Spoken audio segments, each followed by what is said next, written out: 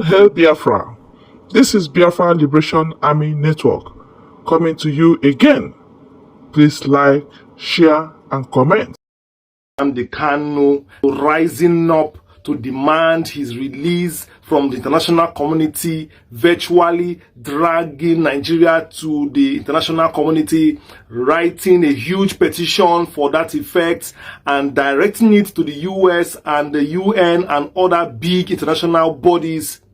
As I speak to you now, there is an update on that particular petition. There is an update because Nnamdi Kanu wrote that letter himself and personally sent that letter by himself through a soldier, a trusted soldier in this battle for freedom, a member of his legal council, a very strong, dependable man in the person of Maxwell Okpara. And as I speak to you right now, he has landed in France. He has landed abroad with a message that is clearly stated that he is on a mission to see all the heads of states, all the stakeholders in all the top countries in Europe, dispatching the message from Nnamdi Kanu himself, demanding the release of Nnamdi Kanu. I will play you the video so that you watch and hear exactly him on landing on the turf of abroad, in landing on the turf of the airport. And remember, this Max Okpara himself stood up vividly, stood up strongly during the NBA conference to demand for the release of Nnamdi Kanu in that large 20,000 crowd, fearless, unbowed, unbroken. He did not care who was there. He spoke directly to the governor who was on stage that day. This same Max Okpara seems to be the newest soldier, brave soldier that is doing the Lord's work for Nnamdi Kanu.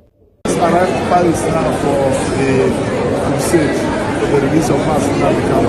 So from Paris here, France, we move to Spain, from Spain, we move to Austria, from Austria, we move to Germany, from Germany, we move to Belgium, campaigning, asking the federal government of Nigeria and the Nigerian judiciary to release Nnamdi Kanu unconditionally.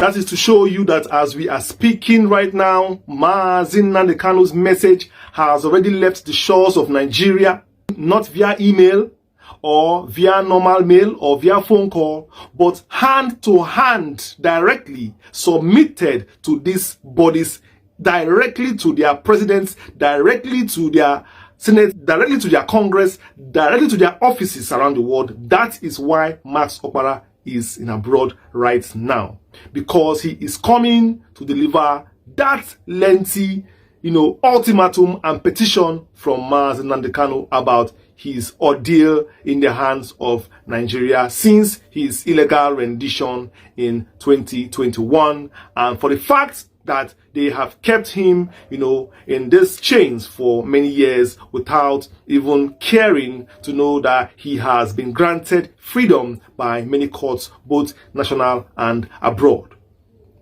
Kudos to Max Okpara. Kudos to you. You are a brave warrior in this struggle, and this is not going unnoticed for your vocal nature and your dependability for Nnamdi Kanu to trust you with such message, and for him to trust you to bear the burden of doing this, holy job of relaying these letters directly to the people as concerned and drawing the attention on the illegality going on, and of course on the court case coming up on the 10th of October. The WIC, which is the World Igbo Congress, has also come out to condemn and also issue a very strong word to Nigeria on the ongoing illegal treatment of Nnamdi Kanu, saying it very clearly that should anything happen to Nnamdi Kanu, it's not going to be crayfish and onions. It's not going to just be taken with a pinch of salt.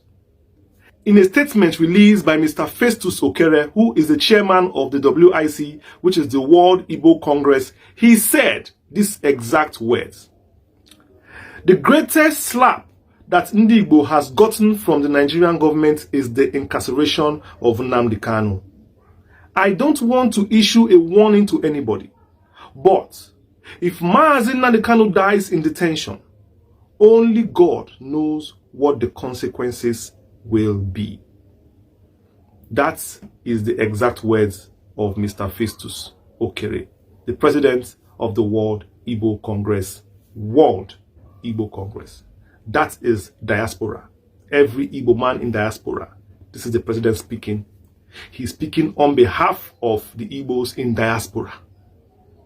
The diaspora. You know what that means? We have over 10 million Igbos, even up to 20 million Igbos living abroad. And that is not an ordinary statement. That is a direct statement given to the Nigerian authority that they should release Mazi Nnamdi Kanu. This is a step in the right direction, because at this point in our struggle, we need every voice to be on the table, speaking for this man, speaking for this cause, because whatever tribe you find yourself in Nigeria, Mazi Nnamdi Kanu has spoken for you indirectly in one way or the other. You might feel that, yes, it's an Igbo man, let's abandon him, whatever you think, do. But one day Nigeria will turn around to haunt you. Nigeria will turn around to haunt you, because Nigeria itself and things going on in Nigeria is likened to a crime scene. Lot of criminalities going on in the country, lot of illegal abductions, lot of injustice going on, and it can befall anybody at any point in time. So don't see that, yes, it is these people that are happening to. It is this tribe, it is that tribe. Let me tell you, Britain does not care for any tribe. All they care is for the Commonwealth of Nigeria. As long as they're getting it, they are okay. They don't have a problem.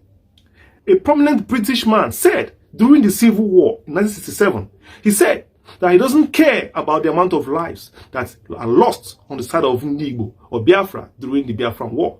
But all he cares about is that the oil from Nigeria keeps on coming. That is to show you what is going on in Nigeria, and for you to beware, whoever you are, wherever you're from, because insecurity does not know anybody.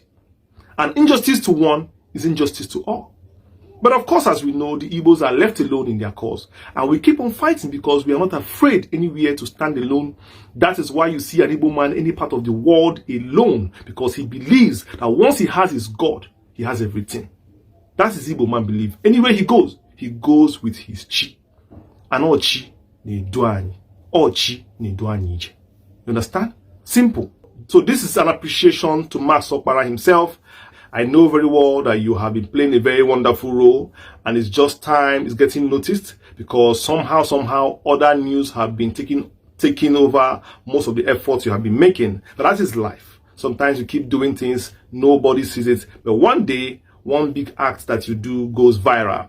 That is why we are seeing you for now, as you are doing things as if you just came out now. No, we have been there, you have been lending your voice here and here, but for this act alone, I thought it wise to bring it up on my channel, let my viewers and around the world know about you more and more, and give you that publicity that you deserve, and give you that honor that you deserve. You've proven to be a loyal man, you've proven to be a loyal soldier, a loyal warrior, and that is why you are being entrusted with such, big duty for Mazi Nnamdi Kanu himself, and I trust that you will carry it out to the latter.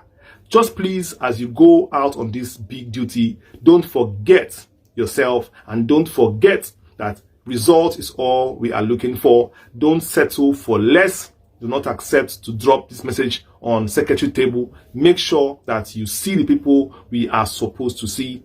You get response from them, because on the 10th of October, we want results. We want results from all these movements that we all are making.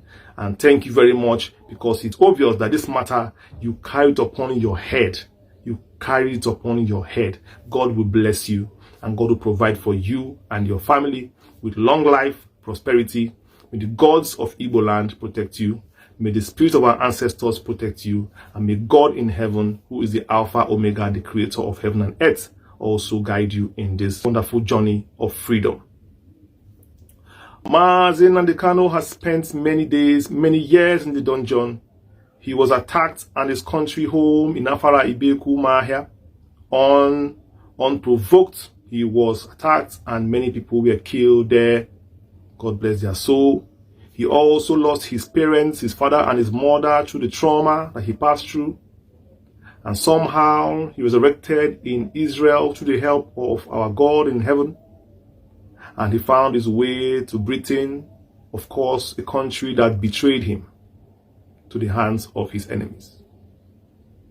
And that is to show that the British do not care about peace in Africa, because they know very well that betraying Nnamdi Kanu is going to cause a crisis, or may even cause a crisis when Ndi will see that he's arrested. They don't care because they know that if a crisis comes, all they need to do is supply weapons again to Nigeria as usual, so that they will crush any dissenting voice from Nigeria. And I ask you, Britain, will you tolerate such in your own country? Will you tolerate violence in your own country? Will you tolerate violence in your own country?